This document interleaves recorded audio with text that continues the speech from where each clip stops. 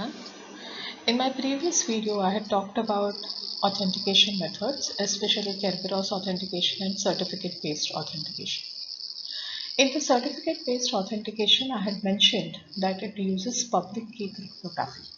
Therefore, in this video, I'm going to talk about two types of cryptography methods, that is symmetric or private key cryptography and asymmetric or public key cryptography.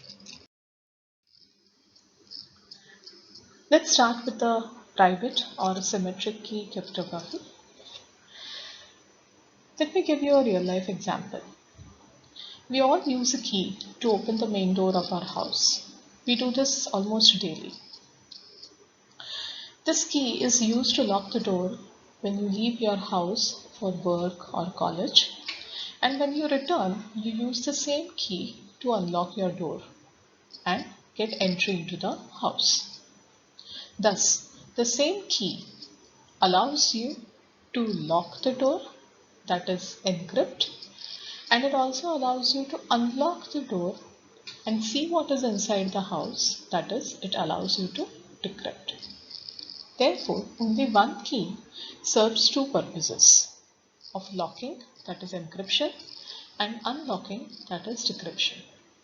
Hence, this key is called as a symmetric key. But could there be any problems with this private key or symmetric key? Yes, of course.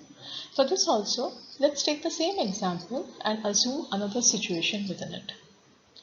Let us assume that you and your family want to go to your native place during the summer vacations. So your house is going to be empty. But you have a lot of plants in your balcony of your house, and it's summer, so if the plants are not watered, then in that case they will all die. So you want somebody to take care of your plants, to water them every day. So what you do is you request your neighbor to open your house daily and water all the plants. Your neighbor is a very good neighbor and therefore willingly says yes to it. But how will the neighbor enter your house? So for this you have to give your key to the neighbor. Fine, you give the key, you go to your native place, you assume that your neighbor is watering the plants. When you return from your native place, you find that the plants have really been well taken care of. They are all looking very nice. So you are glad that your neighbor has kept the promise.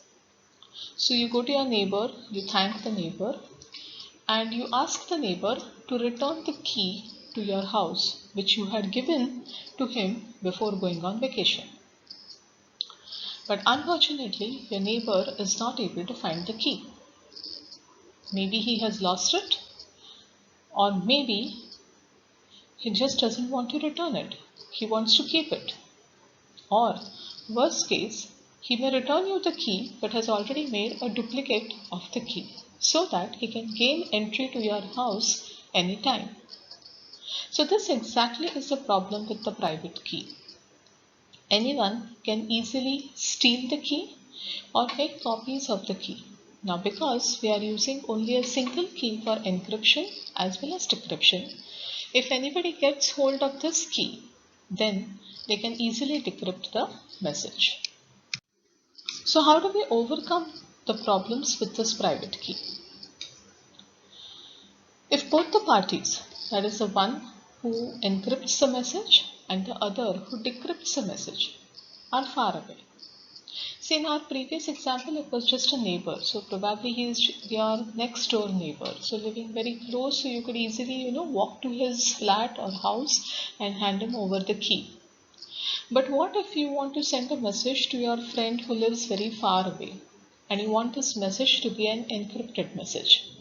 Then in that case, either you will have to go and give him the key. Then in that case, why encrypt the message? Directly carry the message with you, isn't it?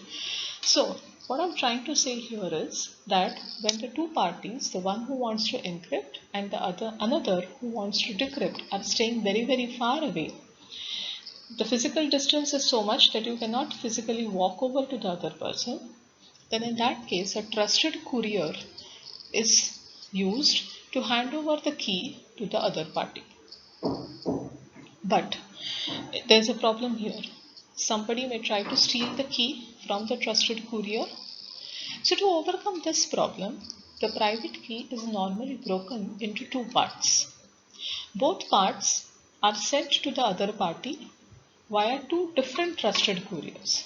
So if somebody tries to steal one part, okay, then the second part which remains is useless. Okay, so your friend, when he receives only the second part, comes to know that something wrong has happened and there is some problem there.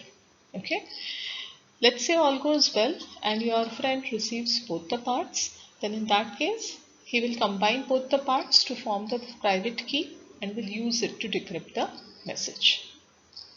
What are the advantages of using this private key? The obvious advantage is that because this is a single key that is being used, the overall process is very fast and efficient, where you have huge amounts of data to encrypt. I hope symmetric key, that is private key cryptography is quite clear. So then let's move on to public or asymmetric key cryptography.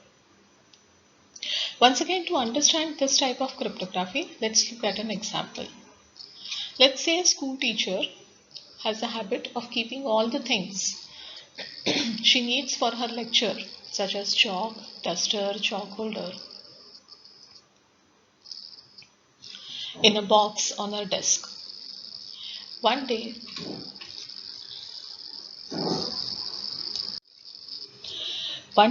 the teacher is on leave. Next day, when she returns, she finds that the box on her desk is missing.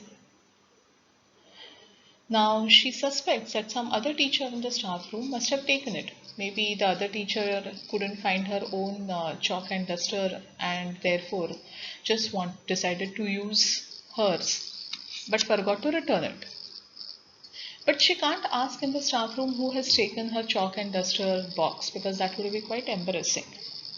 So she is really not interested in knowing the name of the teacher who may have taken her box. What she wants is that her box should be returned. So she should get her box back. That is her objective. So how does she find her box? What she does is she brings a new box with a lock. Now this lock is not an ordinary lock. It has two keys.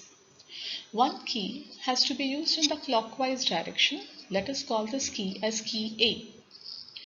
And this key can only unlock the box. The other key has to be used in anti-clockwise direction. Let us call this key as key B. This key can only lock the box. So one key, key A, can unlock, and the other key, key B, can only lock the box. Now what she does is she keeps the key A that can be used to unlock the box with herself. And she makes many duplicate keys of key B. Now there are around 20 teachers in a staff room. She gives each one of the teachers the duplicate key. She unlocks the box with two locks. Okay, she unlocks this box with her key A and keeps this box in the staff room. Now, any of the other teachers who have been given this key and anybody who has taken her chalk box and wants to return it can put that chalk box inside this box with two locks. See, the box is unlocked, so anybody can put anything inside it. But once the teacher who had taken the box returns it and keeps it in the box, she would want to lock the box so that nobody else takes it.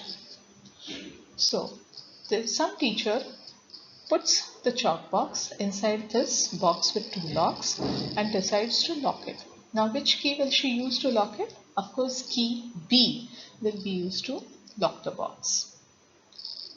But this teacher who had lost her own chalk box will be the only one who will be able to unlock the box, because the key to unlock the box is key A, which is present only with the teacher who had lost her box. Okay, so what I am trying to tell you here, anyone using the public key, that is the key B, okay, will be able to encrypt, that is, put something in the box.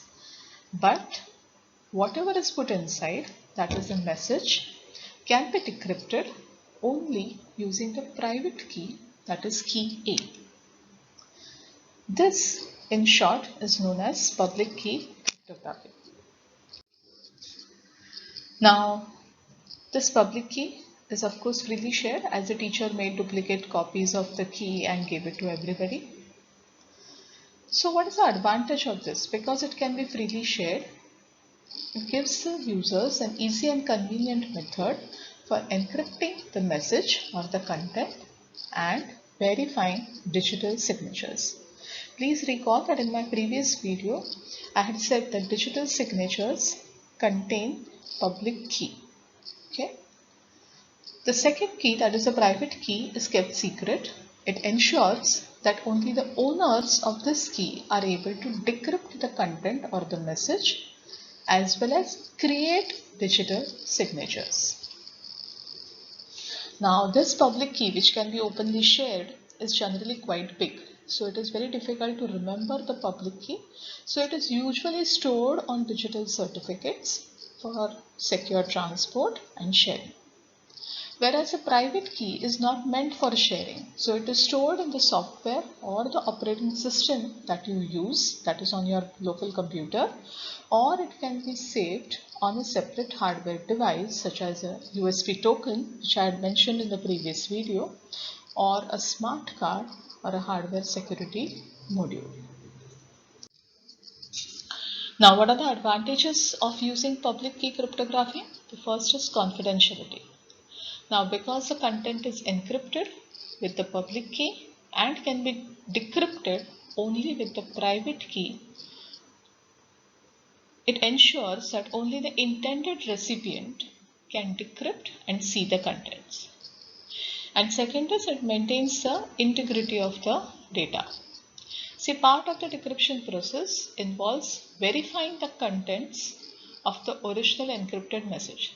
See, whatever I have sent as an encrypted message, when you decrypt it, you should get the same message back. Only then you can say that the data integrity has been maintained. And this is easily possible because of use of a public-private key pair. But anything that has an advantage also has a disadvantage. So what is the disadvantage of public key cryptography? It is definitely slower as compared to private key cryptography. And if somehow an attacker manages to get hold of the private key, that is, you lose the USB token or you lose the smart card, or somebody gets access to your computer and is able to find out where you have stored your private key, then he can easily decrypt any message that you receive. So thank you. That's all for today.